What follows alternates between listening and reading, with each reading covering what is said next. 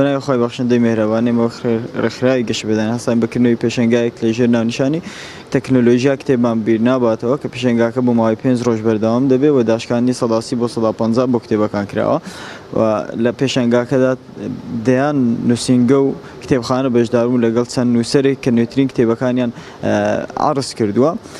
بۆ هیوای بتوانین دووبارە گەنجانمان لەگەڵ خوێندنەوە ئاشت بکەینەوە خوێندنەوە بکەین هاوێنی زانست و زانیاری بە هیوای سوود بۆ خوێنەران.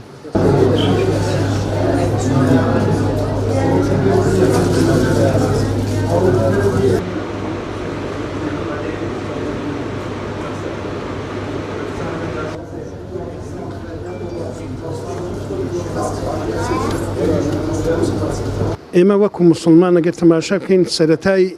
ئاینەکەمان بە ئیقرا دەست پێکا بە نون وەڵقەلەم دەست پێکا کەواتە گرنگی خوێندنەوەی کتابەکان و لەوەدایە کە ئینسان دروست دەکا ئەو تەکنۆلۆژیای کە ئێستا کە ئێمە ئەیبینین و ئەمە بەکاردین ئەوەی کە لە دەستمانە لە دەست جەنابتەنەوە و هەروەهاوانی دیکە هەمووی بەرهەمی خوێندنەوەیە ئەگەر بمانەوێ بگەین بە کاروانی پێشکەوتن پێویستیمان بە خوێندنەوەی زیاتر هەیە ڕۆشن بیربوونی مرۆڤ لە خوێندنەوەی زۆری کتابدایە هەر زمانێک کتاب زۆر خوێندرایەوە ڕۆشن بیربوونی ئەو جیلا ئەو کەسە زیاترە بێ مسلمان لە سەردەمێکدا کە زیات لە پێویست علمیان هەبوو کتابیان نەخوێندەوە پێشەنگ بوون و هەروەها پێشڕەوی جیهانیان ئەکرد بەڵام دوای ئەوەی کە دەستیان لێبەردا تەماشاکەین کەوتینە دواوە و هەروەها پێویستیمان بە